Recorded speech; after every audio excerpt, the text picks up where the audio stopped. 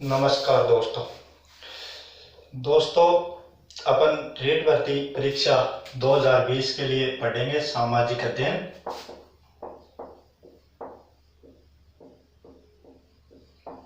व शिक्षण विधियां।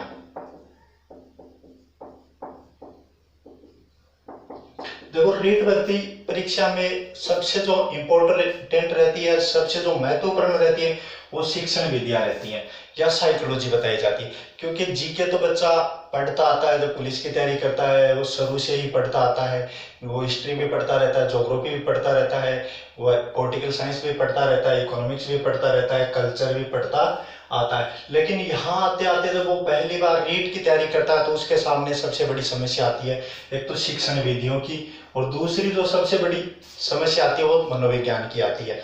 और शिक्षण विधि जो है ये सबसे इंपॉर्टेंट टॉपिक रहेगा रीट भर्ती 2020 के लिए। और अपन सारी शिक्षण विधियां आपको मैं करवाऊंगा। सामाजिक अध्ययन क्या है, सामाजिक अध्ययन का किस तरीके से विकास हुआ, किस तरीके से फिर ये स्कूलों में पढ़ाया जाने लगा, सामाजिक अध्ययन में कौन कौन से विषय सम्मिलित होते हैं, फिर किस कौन से विषय की क्या इंपॉर्टेंट है, या शिक्षण विधियां क्या है, इसको लेके देखो। सामाजिक अध्ययन शिक्षण से लेके अपन बात करते हैं तो देखो, सामाजिक अध्ययन शिक्षण क्या है।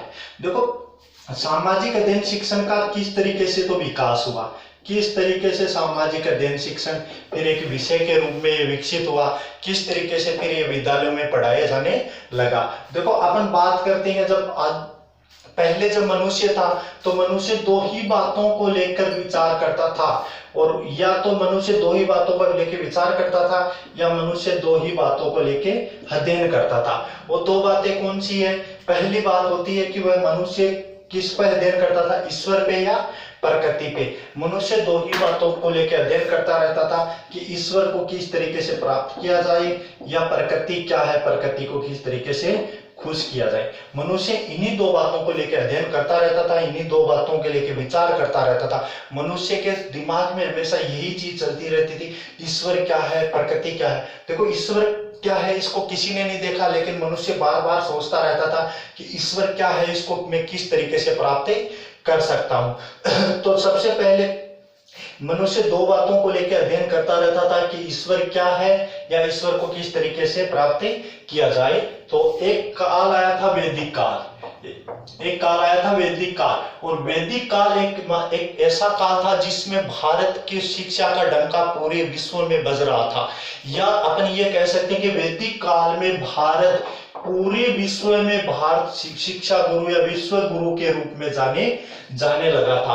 और वैदिक काल में भारत ने 4 वेदों की रचना की थी, ऋग्वेद, यजुर्वेद, सामवेद और यजुर्वेद। इन 4 वेदों की रचना की थी, और इन्हीं 4 वेदों के कारण भारत पूरे विश्व में भारत का डंका बज रहा था, या भारत को विश्व में विश्व गुरु के रूप में अपन जानते थे। लेकिन जैसे जैसे वैदिक काल का समय खत्म हुआ, उसके बाद में जो लास्ट वेद आया था यजुर्वेद, उस वेद में भारत में क्या किया, जादू टोने वगैरह ये करने लगे, और भारत अंधविश्वासों में पड़ने लग गया था। अंधविश्वासों के कारण भारत की जो शिक्षा व्यवस्था थी, जो पहली जो शिक्षा व्यवस्था थी वो पूरे विश्व में जानी जाती थी, वही शिक्षा व्यवस्था धीरे धीरे भारत की क्या होने लग गई, कमजोर होने लग गई। और भारत की शिक्षा व्यवस्था जैसे ही कमजोर होने लगी थी, उसके बाद में अनेक देश आए थे और उन्होंने शिक्षा के क्षेत्र में क्रांति लाई थी, या शिक्षा के क्षेत्र में गहन अध्ययन किया था। तो अपन सबसे पहले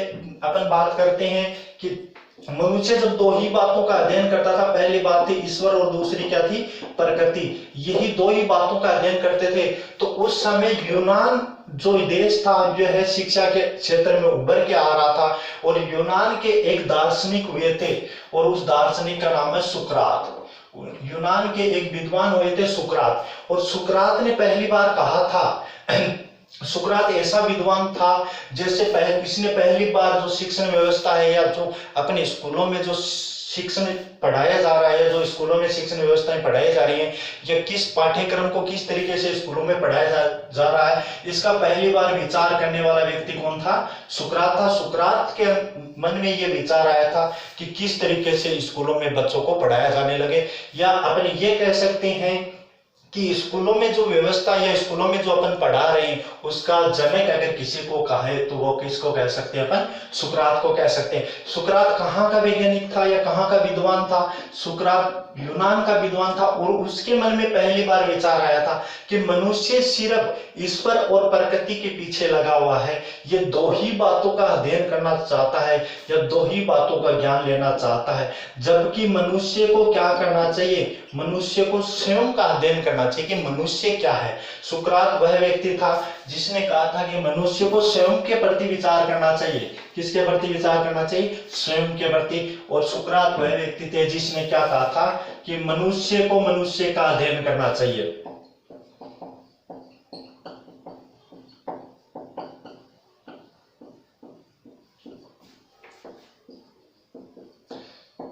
किसने कहा था कि मनुष्य को मनुष्य का अध्ययन करना चाहिए? सुकरात ने। किसने कहा था? सुकरात ने। सुकरात वह दार्शनिक था और सुकरात कहाँ का वैज्ञानिक था? यूनान का। इसके मन में पहली बार यह विचार आया था कि जो मनुष्य है वो प्रकृति और ईश्वर के पीछे लगा हुआ है, जबकि मनुष्य को किसके का अध्ययन करना चाहिए? मनुष्य का अध्ययन करना चाहिए। उसके बाद में सुकरात के बाद में इसका एक शिष्य आया था और उसको अपन किस नाम से जानते हैं? प्लेटो। देखो, जितना अच्छा दार्शनिक सुकरात था उससे अच्छा दार्शनिक प्लेटो था। और प्लेटो ने अपने ही गुरु की विचारधाराओं को, अपने ही गुरु के विचारों को आगे बढ़ाते हुए उसने प्लेटो ने एक पुस्तक लिखी थी और वह बहुत फेमस पुस्तक है, बहुत बार परीक्षा में पूछा जाता है और रीट भर्ती परीक्षा में बहुत बार पूछा गया है कि प्लेटो द्वारा लिखी गई पुस्तक कौन सी है, और वह पुस्तक कौन सी है? रिपब्लिक। द रिपब्लिक पुस्तक किसके द्वारा लिखी गई थी? प्लेटो के द्वारा।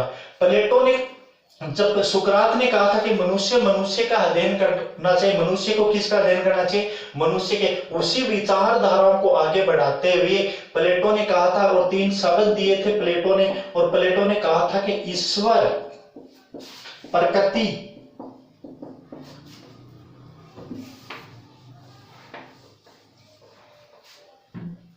प्लेटो ने क्या कहा था कि ईश्वर, प्रकृति और मनुष्य, ये तीनों को अपन जानते अलग अलग रूपों में हैं, अपन मानते अलग अलग रूपों में हैं, अपन अलग अलग मानते हैं, लेकिन वास्तव में ये तीनों क्या हैं? एक ही हैं। इनको अपन जानते जरूर अलग अलग रूपों में, अपन इनको मानते जरूर अलग अलग रूपों में, लेकिन वास्तव में ये तीनों एक ही है। और उसने कहा था कि प्रकृति 5 तत्वों से मिलकर बनी है। प्रकृति का निर्माण कितने तत्वों से मिलकर बना है? 5 तत्वों से मिलकर प्रकृति का निर्माण हुआ है। वह 5 तत्व कौन से थे? वायु थी, जल थी, प्रकाश था, मिट्टी और आकाश। प्लेटो ने कहा कि इन 5 तत्वों से या 5 तत्वों से मिलकर किसका निर्माण हुआ है? प्रकृति का निर्माण हुआ है। इन 5 तत्वों से मिलकर किसका निर्माण हुआ है? प्रकृति का निर्माण हुआ। इन 5 तत्वों को ही अपन किसके रूप में जानते हैं? प्रकृति के। और मनुष्य का जो जीवन है वो किन से चलता है? मनुष्य का जीवन चक्र किन पे चलता है? इन्हीं 5 तत्वों से मनुष्य का जीवन चक्र चलता है। अगर इन 5 तत्वों में वायु है, प्रकाश है, जल है, मिट्टी है, आकाश है, इनमें से अगर किसी एक भी तत्व को, अपन एक भी कारक को अगर कम कर दें तो मनुष्य का जीवन क्या हो जाएगा? समाप्त हो जाएगा, या मनुष्य का जीवन संभव नहीं है। तो प्लेटो ने कहा था प्रकृति 5 तत्वों से मिलकर बनी, प्रकृति का निर्माण 5 तत्वों से मिलकर बना, और इसी 5 तत्वों से किसका निर्माण हुआ है? मनुष्य का, या मनुष्य का जीवन किस पे चलता है? इन्हीं 5 तत्वों पे चलता है। और इन्हीं मनुष्य के अंदर क्या पाई जाती है? आत्मा पाई जाती है। इसी मनुष्य के अंदर क्या पाई जाती है? आत्मा पाई जाती है। और इस आत्मा के अंदर क्या पाए जाते हैं? भाव पाए जाते हैं।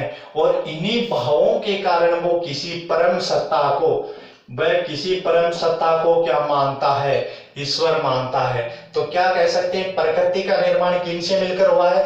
5 तत्वों से, वायु, प्रकाश, जल, मिट्टी व आकाश। और इन्हीं 5 जो प्रकृति है उसी से किसका जीवन चलता है?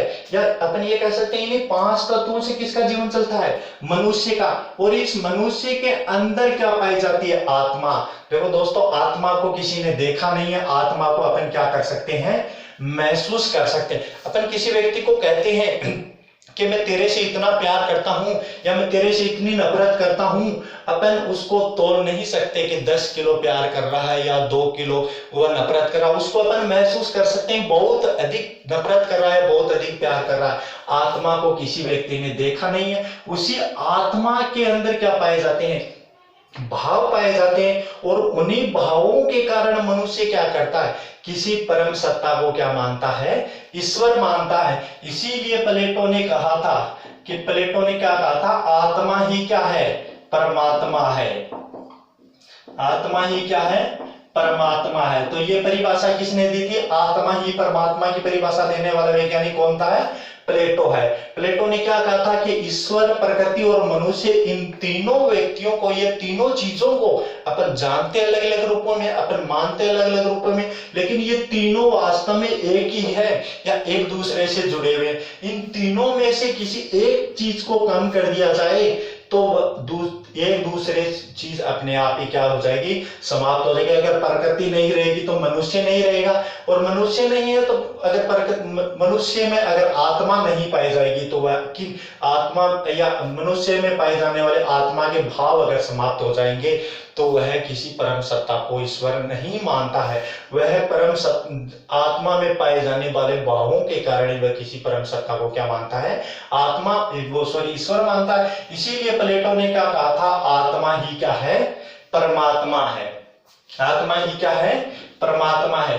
तो पहला वैज्ञानिक कौन हुआ था, सुकरात हुआ था। सुकरात ने क्या कहा था, सुकरात ने कहा था कि मनुष्य जो है वो मनुष्य ईश्वर व प्रकृति के पीछे लगा हुआ है, जबकि मनुष्य को किसका अध्ययन करना चाहिए, मनुष्य को खुद का अध्ययन करना चाहिए। तो मनुष्य को मनुष्य का अध्ययन करना चाहिए, मनुष्य को मनुष्य का अध्ययन करने चाहिए। यह परिभाषा देने वाला व्यक्ति कौन था, सुकरात था। और प्लेटो ने क्या कहा था कि आत्मा ही क्या है, परमात्मा है। प्लेटो ने कहा था प्रकृति, ईश्वर और मनुष्य, इन तीनों चीजों को अपन मानते अलग अलग रूपों में, जानते अलग अलग रूप में, बल्कि ये तीनों चीज एक दूसरे से जुड़ी हुई है। प्रकृति 5 तत्वों से मिलकर बनी है, और इन्हीं 5 तत्वों से मनुष्य का जीवन चलता है। और मनुष्य में पाए जाने वाले आत्मा के भावों के कारण मनुष्य किसी परम सत्ता को क्या मानता है, ईश्वर मानता है। इसीलिए प्लेटो ने परिभाषा दी थी कि आत्मा ही क्या है, परमात्मा है। आत्मा ही क्या है, परमात्मा है। ये परिभाषा देने वाला व्यक्ति कौन था, प्लेटो था। और उसके बाद में एक प्लेटो का एक शिष्य आया था, और उसका नाम क्या है, अरस्तु। देखो दोस्तों, अरस्तु आज विज्ञान, आज संसार में, आज विश्व में कोई ऐसा भी पढ़ा लिखा व्यक्ति होगा जो अरस्तु को नहीं जानता होगा। अरस्तु को हर व्यक्ति जानता है। अरस्तु हर क्षेत्र में, चाहे वो विज्ञान हो, चाहे गणित हो, चाहे कला हो, हर क्षेत्र में सर्वश्रेष्ठ देने की कोशिश की या सर्वश्रेष्ठ दिया था। अपन जो भी किताबें, जो भी चीजें पढ़ते हैं उसमें अपने को कहीं ना कहीं अरस्तु की झलक दिख जाती है। और अरस्तु ने कहा था, अपने ही गुरु की विचारधाराओं को आगे बढ़ाते हुए प्लेटो ने कहा था कि अरस्तु ने कहा था कि मनुष्य है, मनुष्य जो है वो क्या है, मनुष्य सामाजिक प्राणी है। मनुष्य कौन सा प्राणी है, सामाजिक प्राणी है। और जो कहाँ निवास करना पसंद करता है, जो समाज में निवास करना पसंद करता है। अरस्तु वह वैज्ञानिक था जिसने कहा था कि मनुष्य एक सामाजिक प्राणी है जो कहाँ निवास करना पसंद करता है, समाज में निवास करना पसंद करता है। तो मनुष्य एक सामाजिक प्राणी है जो कहाँ निवास करना पसंद करता है, समाज में। ये परिभाषा देने वाला व्यक्ति कौन था, ये परिभाषा देने वाला विद्वान था अरस्तु। और ये तीनों ही विद्वान कहाँ के थे, यूनान के थे। जब भारत का वर्चस्व खत्म हो रहा था उस समय यूनान में 3 ऐसे विद्वान आए थे या 3 ऐसे दार्शनिक आए थे जिन्होंने, जो एक दूसरा अपने गुरु से बेहतर कर रहा था। पहला व्यक्ति था सुकरात। सुकरात को जितने लोग जानते हैं उससे ज्यादा लोग प्लेटो को जानते हैं, और प्लेटो को जितने लोग जानते हैं उससे ज्यादा लोग कौन से जानते हैं, उससे ज्यादा लोग अरस्तु को जानते हैं। सुकरात जितना अच्छा दिया था, जितना अच्छे विचार दिए थे, उससे अच्छा कौन कर रहा था, प्लेटो। और प्लेटो से सबसे अच्छा कौन कर रहा था, अरस्तु। ये तीनों एक दूसरे शिष्य के, गुरु शिष्य के रूप में आए थे, जो एक दूसरे से क्या आ रहे थे, श्रेष्ठ आ रहे थे। तो सुकरात ने कहा था मनुष्य क्या है, मनुष्य जो है, मनुष्य को किसका अध्ययन करना चाहिए, मनुष्य का अध्ययन करना चाहिए। जबकि प्लेटो ने कहा था आत्मा ही क्या है, परमात्मा है, और प्लेटो ने एक पुस्तक लिखी थी, वो पुस्तक का क्या नाम है, द रिपब्लिक। पुस्तक किसने लिखी थी, प्लेटो ने लिखी थी। और अरस्तु ने कहा था कि मनुष्य है जो क्या है, एक सामाजिक प्राणी है, और जो कहाँ निवास करना पसंद करता है, समाज में निवास करना पसंद करता है।